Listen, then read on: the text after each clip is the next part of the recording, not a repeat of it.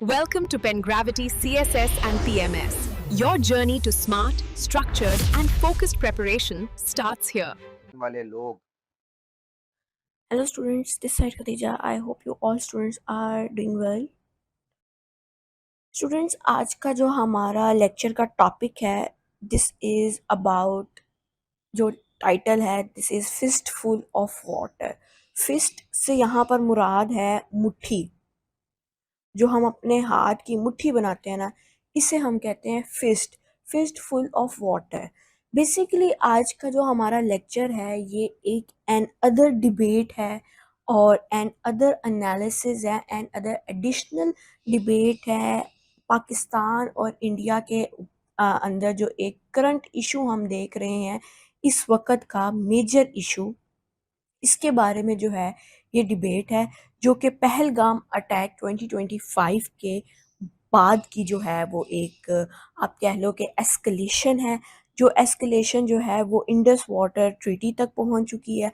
अब we all know that कि ये जो पहलगाम अटैक है ये क्या है और इस अटैक को फॉल्स फ्लैग ऑपरेशन किस बिहाफ पर कहा गया विदाउट एनी एविडेंस। पाकिस्तान को जो है वो क्लेम किया जा रहा है कि पाकिस्तान ही विक्टिम है और पाकिस्तान ने ही पहलगाम अटैक किया है। कश्मीर के एक इलाके के अंदर सयाहों को टेररिस्ट दहशतगर्दी के हमले में मार देना, ये सारी की सारी जो एक ये ट्रीटमेंट चली है ये पाकिस्तान की साइड से चली है।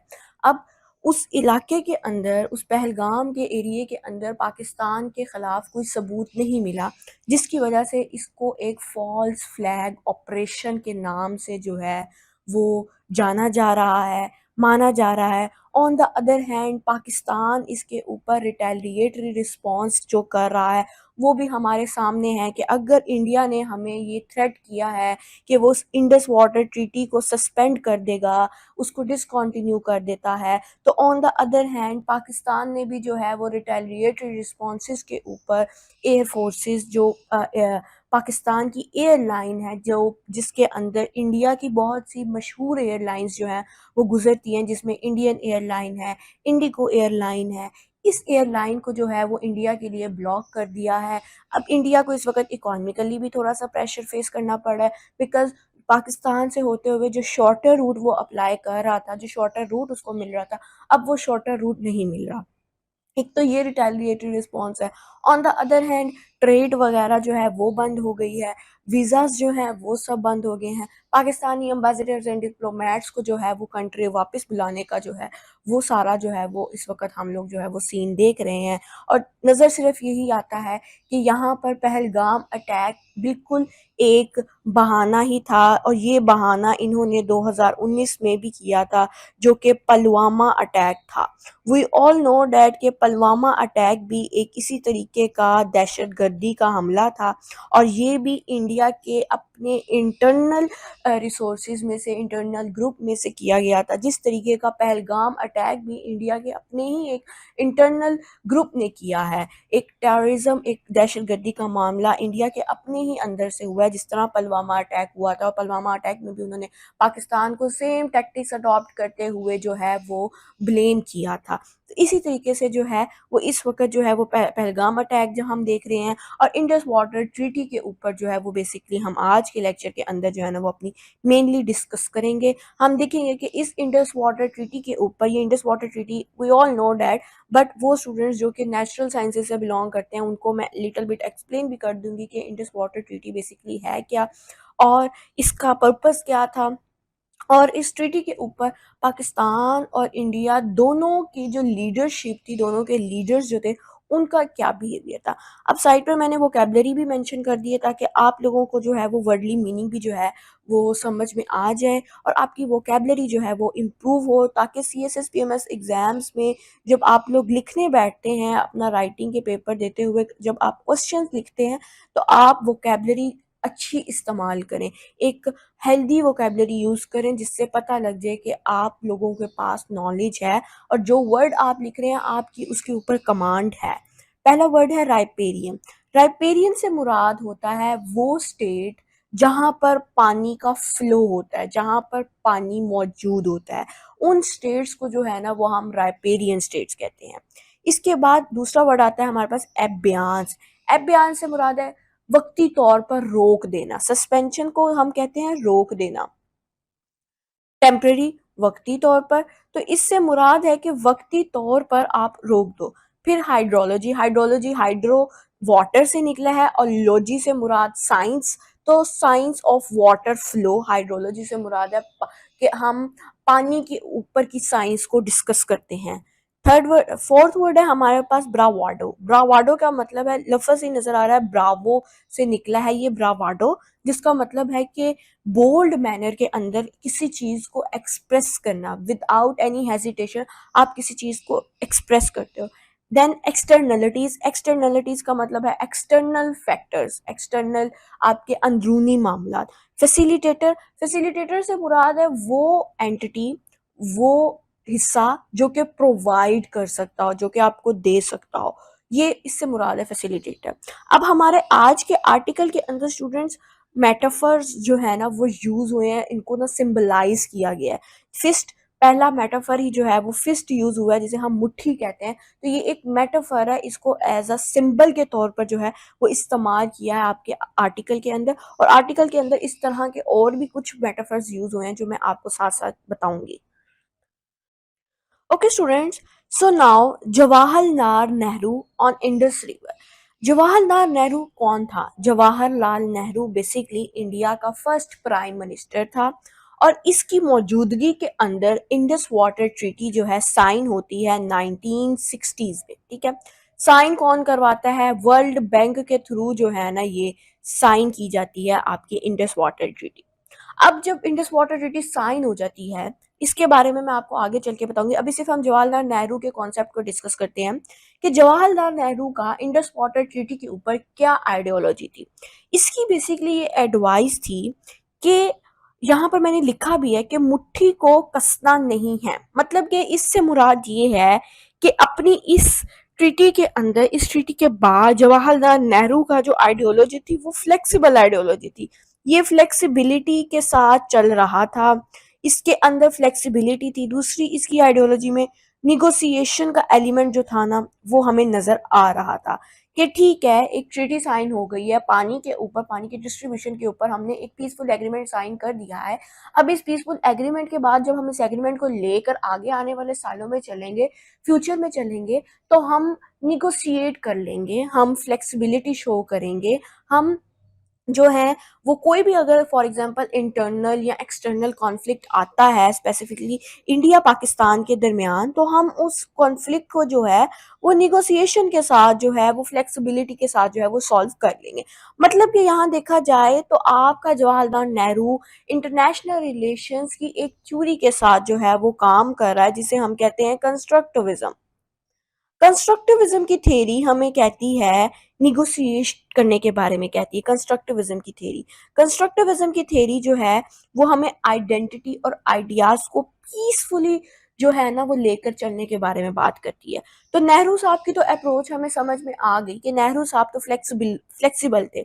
But on the other hand Pakistani leaders क्या कर रहे थे? पाकिस्तानी लीडर्स इस वक्त, जिनमें लियाकत अली खां, आपका परवेज मुशर्रफ था, ये साहब जो थे, ये इस टाइम पर इनकी जो अप्रोच थी ना ये बड़ी रियलिस्टिक अप्रोच थी। ये लोग जो है ना ये मुट्ठी को टाइट करने के बारे में बात कर रहे थे, ये एग्रेसिव बिहेवियर शो करते थे इंडिया पाकिस्तान की मामलात के ऊपर, इंटरनल क्राइसिस के ऊपर। ये जो थे ये बहुत ज़्यादा जो है ना ये एग्रेसिव बिहेवियर शो करते थे, अपनी स्ट्रेंथ दिखाते हुए जो है ना वो सॉल्व करते थे। तो पाकिस्तान की जो अप्रोच थी वो यहाँ पर जो थी वो एक रियलिस्ट अप्रोच हमें नजर आ गई। ऑन द अदर हैंड हमें जवाहरलाल नेहरू यानी कि इंडिया की जो अप्रोच थी वो नजर आ गई कि हाँ भाई इनकी अप्रोच थोड़ी कंस्ट्रक्टिव अप्रोच है। अब यहाँ पर इंटरनेशनल रिलेशंस के अंदर हमने अप्रोचेस तो डिस्कस कर ली, but on the other hand यहाँ पर हम एक बहुत इंपॉर्टेंट चीज देख रहे हैं जो हम अपने फॉरेन पॉलिसी के सब्जेक्ट के अंदर भी पढ़ते हैं। और अपने फॉरेन पॉलिसी जब हम बताते हैं ना, फॉरेन पॉलिसी की बात करते हैं, तो उसके अंदर हम देखते हैं आपके लीडरशिप स्टाइल के बारे में हम बात करते हैं। अब यहाँ पर आप लोग देखो कि लीडरशिप स्टाइल दोनों कंट्रीज का कितना ज़्यादा जो है वो डिफरेंट है। एक कंट्री जो है वो एक रियलिस्ट मोड में बात कर रही है, पावर एंड मिलिट्री के तौर पर रिस्पॉन्स कर रही है, और एक कंट्री जो है आपका इंडिया जो है वो थोड़ा सा कंस्ट्रक्टिव अप्रोच के बारे में बात कर रहा है, निगोसिएशन के बारे में बात करता है, डिप्लोमेसी के बारे में जो है वो बात करता है। और ये चीज़ जो है वो ये कहते हैं कि ये फॉरेन पॉलिसी की डुअलिटी, ये डुअल फॉरेन पॉलिसी जो अडॉप्ट की हुई है, इसका आपके कंट्री के इंटरनल रिलेशंस के ऊपर भी जो है ना ये बहुत ज़्यादा अफेक्ट पड़ता है, क्योंकि जाहिर है ये डुअलिटी आपके पब्लिक ओपिनियन को जो है वो कंस्ट्रक्ट करती है। आपका पब्लिक ओपिनियन इस चीज़ के अंदर जो है वो काउंटर किया जा रहा होता है कि लोगों को जो पता लगता है कि भाई इंडिया ने तो जवाहरलाल नेहरू के टाइम पर तो वो फ्लेक्सिबल था, लेकिन आप उस वक्त फ्लेक्सिबल क्यों नहीं थे? आपने क्यों उस वक्त जो है वो अपने इतने डिस्टेंट रिलेशनशिप्स जो हैं और इतनी आपने जो है वो एग्रेसिव अप्रोच अडॉप्ट की, जब इंडिया आपके साथ जो है वो निगोसिएशन के बारे में बात कर रहा था या पीसफुली ट्रीटी को हैंडल करने के बारे में बात कर रहा था। एक नॉर्मली एक इंसानी दिमाग में एक पब्लिक के ऊपर, पब्लिक के अंदर ये क्वेश्चन आता है, पब्लिक ये आपसे सवाल करती है। ये एक बहुत बड़ा जो था ना ये पाकिस्तान के लिए उस टाइम पर भी अलमिया था कि पाकिस्तान ने उस टाइम पर एग्रेशन का जो एक इन्वायरमेंट पैदा किया था या एग्रेसिव बिहेव किया था, ये पाकिस्तान की उस वक्त की कुछ गलतियां थी जो पाकिस्तान ने की। अगर पाकिस्तान ना करता तो शायद दोनों स्टेट्स ही जो है वो कंस्ट्रक्टिव मोड में जो है वो चलती रहती। तो बेसिकली ये हमारा था आपका Jawaharlal Nehru Indus water treaty के ऊपर, इंडस रिवर के ऊपर स्पेसिफिकली, और उनका जो मेटाफर उन्होंने यूज़ किया कि मुट्ठी को कसना नहीं है, यानी कि मामलात को ज़ोर ज़बरदस्ती से हल नहीं किया जा सकता। ऑन द अदर हैंड आपका पाकिस्तान जो था वो ये कहता था कि नहीं, मुट्ठी को कसना है, यानी कि टाइटली फ्रेम करके रखनी है, अपनी आइडियोलॉजी टाइट रखना है, फ्लेक्सिबल नहीं होना। ओके स्टूडेंट्स, तो कनाल डिस्प्यूट यानी कि इंडस रिवर के बारे में तो मैंने आपको बता दिया कि भाई इंडस रिवर के ऊपर दोनों स्टेट्स का क्या रिस्पॉन्स था। इंडस रिवर के ऊपर जो है वो इंडस वाटर ट्रीटी जो थी वो बेसिकली ट्रीटी जो है वो साइन की गई थी। अब पॉलिटिकली रिस्पॉन्स हमने उस चीज़ पर भी देखा, अभी करंट भी जो है अपनी इस पहलगाम इवेंट के ऊपर भी हम अपना एक पॉलिटिकल रिस्पॉन्स उस चीज़ के ऊपर देख रहे हैं। बट इस चीज़ से जो है ना वो पाकिस्तान के अंदर का डोमेस्टिक रिस्पॉन्स भी इस टाइम पर हमें नज़र आ रहा है। नेशनल रिएक्शन स्पेसिफिकली पाकिस्तान का जो है ना वो हमें यहाँ पर जो है ना वो नज़र आ रहा है। क्या नज़र आता है? होता क्या है कि ये जो आपका केनाल प्रोजेक्ट था, ये जो एक इंडस वाटर ट्रीटी थी, इसका जो प्रपोज कर रही थी, ये क्या प्रपोज कर रही थी? इंडस वाटर ट्रीटी जो थी ना ये आपको ये प्रपोज कर रही थी कि ये ट्रीटी जो है ना ये पानी को डिवाइड कर रही है। ये तो हमें पता है कि ये 6 दरिया, डिवीजन ऑफ वाटर तो यहाँ पर हो रहा है, डिवाइड ऑफ वाटर तो हो रहा है। 6 दरियाओं को ये 2 स्टेट्स के दरमियान जो है इसने डिवाइड किया है। बट इसका अब स्ट्रक्चर क्या था कि ये जो इंडस रिवर था ना ये चोलिस्तान डेजर्ट से होता हुआ पंजाब के अंदर एंटर हो रहा था। ठीक है, अब होता क्या है, इस चीज से पाकिस्तान के सूबे सिंध के अंदर जो है ना वो एक बैक क्लैश देखा जाता है, क्योंकि पंजाब ऊपर था, आपकी पंजाब स्टेट ऊपर है, पंजाब के बाद जो है वो आपकी सिंध की प्रोविंस है। ये पाकिस्तान का थोड़ा सा मैप का स्ट्रक्चर अगर हम देखें ना तो वो ये कंसीडर किया जाता है कि पंजाब जो है वो अपर राइपेरियन है, सिंध जो है वो लोअर राइपेरियन है, यानी कि पंजाब से होते हुए पानी के फ्लो ने जो है ना वो सिंध तक आना है।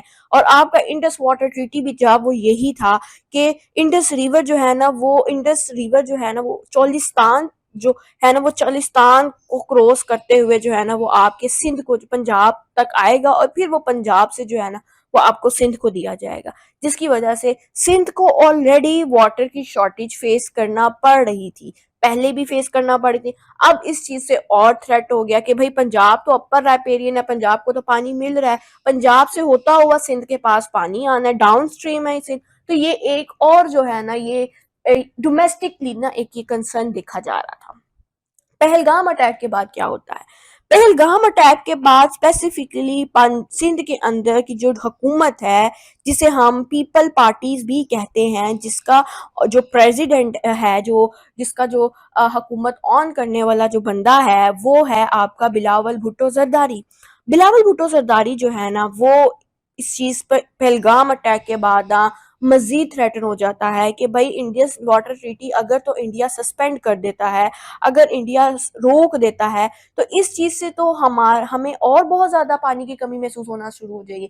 हम और पानी की कमी वाली क्राइसिस के अंदर, शॉर्टेज ऑफ वाटर के क्राइसिस के अंदर चले जाएंगे। इस चीज़ में बिलावल भुट्टो जरदारी की जो है ना वो एक अग्रेसिव टोन की स्पीच आती है, जिसके अंदर वो स्पीच के अंदर जो है ना वो एक फेयरी स्पीच होती है, जिसके अंदर वो ये कहते हैं कि आइदर ओवर वाटर और your blood will flow in Indus. मतलब आप देखो ये कितनी ज्यादा एग्रेसिव टोन है कि वो कह रहे हैं कि या तो पानी या आपका खून जो है वो इंडस रिवर के अंदर बहेगा। ये स्पीच वो पंजाब के लिए नहीं कह रहे, अल्लाह माफ करे, वो ये स्पीच जो है वो डायरेक्टली इंडिया को जो है ना वो एक उनकी थ्रेटनिंग टोन में जो स्पीच थी ना वो इंडिया को दी जा रही थी। और इस चीज ने पीपल्स पार्टी की पोजीशन सिंध के अंदर जो है वो स्ट्रॉन्ग कर दी और इंडिया की, लेकिन इस स्पीच से इंडिया की पॉलिसी के अंदर जो है ना वो कोई खासा चेंज हमें नजर नहीं आया बिलावल भुट्टो जरदारी की इस स्पीच से। अब ये टोन जो थी ये अग्रेसिव क्यों थी? ये टोन एग्रेसिव इसलिए थी क्योंकि इंटरनल फेलियर था।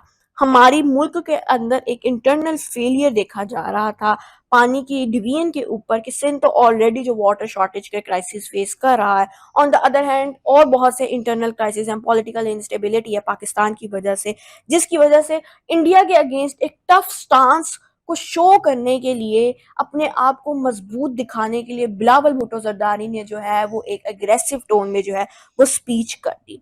अब ये एग्जाम्पल बेसिकली किस चीज में आती है? इंटरनेशनल रिलेशंस में इस तरह की स्पीच को, इस तरह के रिटेलिएटरी रिस्पॉन्स को जो कहते हैं डाइवर्जनरी फॉरेन पॉलिसी, विजनरी।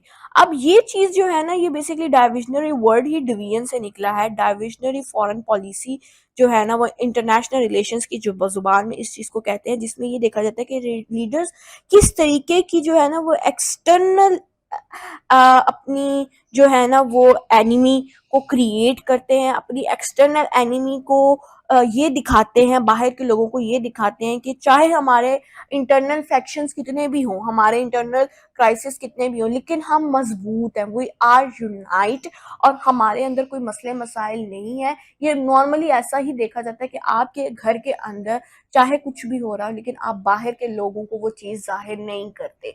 तो बेसिकली आपका बिलावल भुट्टो जरदारी का ये जो इस टाइम पर पहलगाम अटैक के बाद एक फेरी स्पीच थी, एक एग्रेसिव स्पीच थी, ये एक डाइविजनरी फॉरेन पॉलिसी का कॉन्सेप्ट दे रही थी कि हम इंटरनली चाहे जितने मर्जी क्राइसिस का शिकार हो, बट एक्सटर्नल मामले के अंदर हम बिल्कुल यूनाइट है और there is nothing wrong in over country. ठीक है, इंटरनेशनल रिलेशंस में मैंने आपको बता दिया कि ये बेसिकली एक इंडस वाटर ट्रीटी जो है ये इंटरनेशनल रिलेशंस में इसे कहते हैं कि ये मिलिटराइज्ड वाटर है। आपकी जो ट्रीटी है ना इंडस वाटर ट्रीटी, उसको भी जो है ना ये कहा जाता है कि ये मिलिटराइज वाटर है, क्योंकि डिस्प्यूट है इस पर बहुत बड़ा, हमारी इस पर पाकिस्तान और इंडिया की जो है वो टसल इस चीज़ पर बहुत ज़्यादा चलती है, तो इसे मिलिटराइज वाटर जो है वो कह दिया जाता है। और नेशनलिस्ट टोन में जो है ना वो इसे मिलिटराइज वाटर जो है वो कहा जाता है। और फिर वही देखा जाता है कि जिस तरह मैंने पहले बताया, पहली स्लाइड में मैंने डिस्कस कर दिया कि ये जो इंडिया का एक पहलगाम अटैक के ऊपर फॉल्स फ्लैग ऑपरेशन था पाकिस्तान के ऊपर, ये पहली दफ़ा इस तरह की टैक्टिक इंडिया यूज़ नहीं कर रहा। इंडिया ने सेम टैक्टिक जो है वो पुलवामा अटैक 2019 में भी इस्तेमाल की थी, और उसमें भी इंडिया ने पाकिस्तान को इसी चीज़ से जो है वो डराया धमकाया था कि भाई हम इंडस वाटर ट्रीटी जो है, या जो हम इंडस रिवर पर वाटर का फ्लो है हम पानी बंद कर देंगे, और इस चीज़ से जो है वो उसको इंडिया के अंदर स्पेसिफिकली जो है ना वो वोटर्स की सपोर्ट मिल गई थी इंडिया के अंदर, जो है ना वो इंडिया का एक जो है ना इंटरनेशनल लेवल पर भी एक इमेज क्रिएट हो गया था, और इस टाइम पर भी जो है ना वो सेम ही टैक्टिक्स जो है और वही चीज़ जो है वो रिपीट हो रही है। Okay students, so now Indus water treaty को थोड़ा सा एक्सप्लेन कर देती हूँ मैं। बहुत से स्टूडेंट्स को पता होगा जो international relations and political science के स्टूडेंट्स होंगे, और ओवरऑल भी पहलगाम अटैक के बाद तो पता लग ही गया होगा, क्योंकि आपका सोशल मीडिया ही आपको सेंतास मुआहदे के ऊपर बहुत ज़्यादा इस वगैरह की अवेयरनेस दे रहा है। बट फिर भी जिन लोगों को नहीं पता उनको मैं लिटिल बिट इन्फॉर्मेशन के लिए बता देती हूँ कि इंडस वाटर ट्रीटी सिंतास मुआहदा बेसिकली इंडिया और पाकिस्तान के दरमियान हो जाने वाली पानी के ऊपर एक ट्रीटी थी। इस ट्रीटी को एक पीसफुल एग्रीमेंट भी कंसीडर किया गया और एक सक्सेसफुल एग्रीमेंट भी जो है वो कंसीडर किया गया। ये ट्रीटी 1960s के अंदर साइन हुई थी, और इसको साइन करवाने के लिए जो मेडिएटर यूज किया गया था, ब्रोकर से मुराद मेडिएटर है। मेडिएटर हमें पता है कि मेडिएटर हमारी थर्ड पार्टी होती है जो न्यूट्रल रहती है और किसी भी मसले के ऊपर हमें मसले को सॉल्व करने के लिए जो है ना वो एक ग्राउंड प्रोवाइड कर देती है। वर्ल्ड बैंक था उस टाइम पर 1960s के अंदर टाइम पर वर्ल्ड बैंक जो था वो हमारा ग्राउंड था जिसके ऊपर हमने इंडस वाटर ट्रीटी को साइन किया, इंडस इंडिया पाकिस्तान के दरमियान, जिसमें 6 दरिया थे जिनको हमने ईस्टर्न एंड वेस्टर्न तीन तीन दरियाओं के अंदर जो है वो डिवाइड कर दिया था। 3 दरिया यानी कि हमारे ईस्टर्न रिवर्स जो थे वो इंडिया के पास चले गए थे और 3 दरिया यानी कि हमारे वेस्टर्न रिवर्स जो थे वो पाकिस्तान के पास आ गए। अब इन ईस्टर्न रिवर्स के अंदर कौन कौन से रिवर्स थे? ईस्टर्न रिवर्स के अंदर हमारे पास रावी था, ब्यास था और सतलुज था, और वेस्टर्न रिवर्स के अंदर हमारे पास जो थे वो इंडस, झेलम और चनाब था जो हमारे पाकिस्तान के हिस्से में आ जाते हैं। अब ट्रीटी सक्सेसफुल थी, ट्रीटी बहुत ज़्यादा जो थी वो एक पीसफुल एग्रीमेंट था वाटर के डिस्प्यूट के ऊपर, तो इंटरनेशनल लेवल पर इसे एक सक्सेसफुल अचीवमेंट कंसीडर किया जा रहा था। लेकिन अब पहलगाम अटैक के बाद कौन सी ये चीज़ कॉम्प्लेक्स क्यों हो रही है? कॉम्प्लेक्स इसलिए हो रही है क्योंकि पाकिस्तान के अंदर कुछ लैग्स आ रहे हैं। कहाँ लैग आ रहा है? पाकिस्तान के अंदर, पाकिस्तान के हाइड्रोलॉजी डिपार्टमेंट के अंदर एंड लीगल एक्सपर्टीज के डिपार्टमेंट के अंदर, लीगल डिपार्टमेंट के अंदर जो है ना वो बेसिकली थोड़ा सा लैक देखा जा रहा है कि पाकिस्तान के पास हाइड्रोलॉजिकल साइंटिस्ट मौजूद नहीं है, जैसे इन्वायरमेंटल साइंटिस्ट होते हैं ना जो इन्वायरमेंटल साइंस पढ़ते हैं, इस तरह हाइड्रोलॉजी साइंटिस्ट भी होते हैं कि पाकिस्तान के पास हाइड्रोलॉजी साइंटिस्ट मौजूद नहीं है। पाकिस्तान के लीगल डिपार्टमेंट के अंदर इतनी एक्सपर्टीज मौजूद नहीं है कि वो इस टाइम पर पहलगाम अटैक के बाद इस टेक्निकल इशू पर, इस कॉम्प्लेक्स इशू पर जो है वो रीनिगोशिएट कर सके या ट्रीटी के ऊपर जो है वो रीनिगोशिएट कर सके। ये पाकिस्तान का इस वक्त देखा जाने वाला एक मेजर ड्रॉबैक है। On the other hand India की जो है ना वो इस टाइम पर एक ग्लोबल स्टैंडिंग जो है ना वो स्ट्रांग है, जो इंडिया का एक प्लस पॉइंट है क्योंकि इंडिया फॉरेन डायरेक्ट इन्वेस्टमेंट्स में भी स्ट्रांग है, इंडिया ट्रेड के मामले में भी स्ट्रांग है, इंडिया के इकोनॉमिकल रिजर्व्स भी जो है ना वो थोड़े से स्ट्रांग देखे जा रहे हैं। तो यहाँ पर देखा जा रहा है कि ये इंडिया के लिए जो है ना ये एक प्लस पॉइंट है। लेकिन पाकिस्तान के लिए जो है ना वो थोड़ी सी इस चीज़ में जो है ना वो नेगेटिव मार्किंग दी जा रही है कि पाकिस्तान, क्योंकि internal instability, political internal crisis, कुछ पॉलिटिकल इंस्टेबिलिटी, आपकी थोड़ी सी इकॉन कुछ डिपार्टमेंट्स के अंदर का लैग जो है वो इस टाइम पर आपको एक बहुत बड़ी जो है वो आपके लिए मुश्किल बना हुआ है, आपके लिए ऑब्स्टेकल बना हुआ है जो कि आपको रीनिगोशिएट करने के लिए जो है ना वो रोक रहा है। On the other hand Pakistan के इंटरनेशनल कोर्ट्स के अंदर भी कुछ ऐसे केसेस चल रहे हैं जिसमें रिको है, डिक है, कार के जैसे केसेस जो है वो चल रहे हैं इंटरनेशनल कोर्ट्स के अंदर। ये भी पाकिस्तान की पोजीशन जो है ना वो थोड़ी सी जो है ना वो लिटिल बिट मामले में जो है ना वो पाकिस्तान की पोजीशन को थोड़ा सा डाउन कर रहा है। इंस्टीट्यूशनल वीकनेस, क्योंकि पाकिस्तान की इंस्टीट्यूशनल वीकनेस पाकिस्तान का इंटरनल मैटर है, ये पाकिस्तान इस वीकनेस को विद इन टाइम भी जो है वो बैकअप कर सकता है और रिकवर कर सकता है। तो स्ट्रेटेजिकली पाकिस्तान स्ट्रांग जा रहा है, strategical point of view, geo strategic point of view Pakistan strong जा रहा है। पाकिस्तान ने इस वक्त ये क्लेम कर दिया है कि भाई अगर पहलगाम अटैक हमारी तरफ से हुआ है तो आप उस इलाके में जाके जो है वो पूरा ज्वाइंट ऑपरेशन किया जाए जिसमें देखा जाए कि अगर कोई एविडेंस मिलता है तो हम उस एविडेंस के कसूरवार होंगे, हम उस चीज को जो है वो एडमिट करेंगे या वो चीज हमारे ऊपर आएगी। लेकिन आप इस तरीके का ये एक जो ओपन नैरेटिव स्टेटमेंट पाकिस्तान ने दे दी है, एक पूरा ओपन डोर प्रोवाइड कर दिए, ये पाकिस्तान की पोजीशन को जो है वो थोड़ा सा स्ट्रॉन्ग करता है। बाकी सारे मामला पाकिस्तान के इंटरनल मैटर्स है, वो इंटरनल क्राइसिस है, वो इंटरनल वीकनेसेस है और वो विद द टाइम जो है वो बेहतर एडमिनिस्ट्रेशन के साथ इंस्टीट्यूशन स्ट्रॉन्ग किए जा सकते हैं। Lastly the fist water analogy, वही बात जो मैंने पहले कर दी है उसको थोड़ा सा कंक्लूड करें। ओपन फिस्ट सिम, अब ये हम मेटाफर हमने यूज किए ना, बेसिकली हम उन मेटाफर्स को जो है ना वो उनके सिंबल देख रहे हैं, ठीक है। ओपन फिस्ट का जो सिंबल है वो है हमारा कि हमारी मुट्ठी खुली हुई है, यानी कि हम निगोसिएशन और फ्लेक्सिबिलिटी की बात कर रहे हैं। सिंबल ऑफ रेजिलियंस है जो कि इंडिया ने अडॉप्ट किया, और इंडिया ने कब अडॉप्ट किया? इंडिया के जवाहरलाल नेहरू ने अडॉप्ट किया था। नरेंद्र मोदी इस चीज पर नहीं है, नरेंद्र मोदी एग्रेसिव ही है।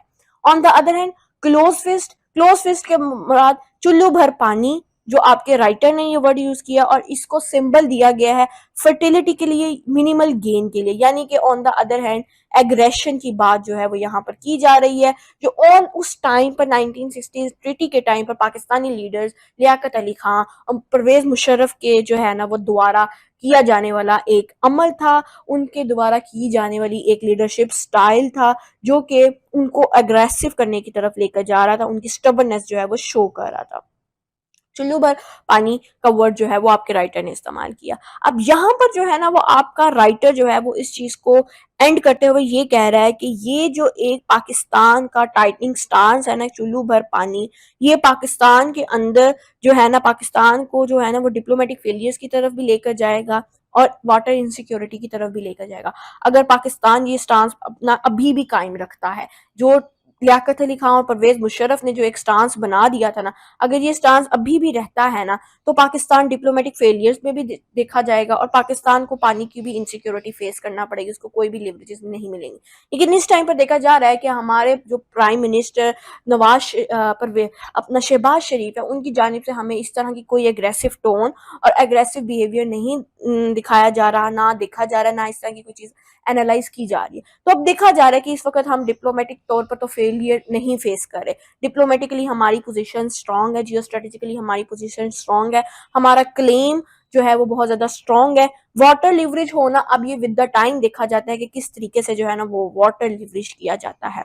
लेकिन फिर वही बात के अब रिकमेंडेशन में यही है कि पाकिस्तान को हाइड्रो पावर के अंदर अपनी बहुत ज़्यादा इन्वेस्टमेंट की ज़रूरत है और international expertise, international law expertise जो है ना, एक्सपर्ट्स होना वो बहुत ज़्यादा ज़रूरी है। अब ये चीज़ जो है ये आपको इंटरनेशनल रिलेशन, ये CSSPMS एग्जाम्स में जो है ये किस तरीके से हेल्प आउट कर सकती है। बहुत ज़्यादा इंपॉर्टेंट टॉपिक है, इंडिया पाकिस्तान अफेयर्स है, जियो पॉलिटिक्स है जो डिस्कस हो रही है यहाँ पर। करंट अफेयर्स जो है वो डिस्कस हो रहा है, बहुत ज़्यादा इम्पॉर्टेंट है और ये CSS 2026 के अंदर जो है ना वो इसके ऊपर एक क्वेश्चन जो है ना वो आना मस्ट है। इसलिए ये इंतहाई वेरी वेरी इंपॉर्टेंट जो है ना ये इस टाइम का करंट इशू है, India Pakistan water tussle, on going water tussle.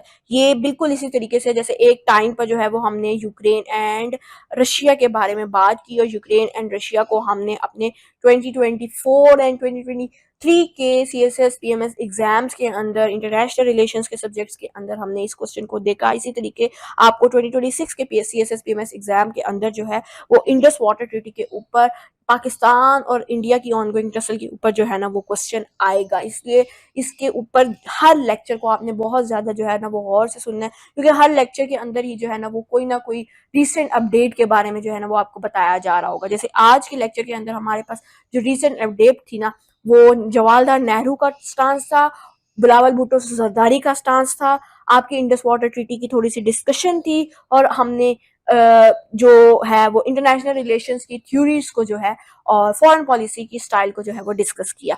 तो डिफरेंट ही था लेक्चर का जो मेन थीम था। आई होप आप लोगों को लेक्चर की समझ। Subscribe to the Penn Gravity CSS and PMS channel and hit the bell icon so you never miss new updates, tips, and exam-focused content.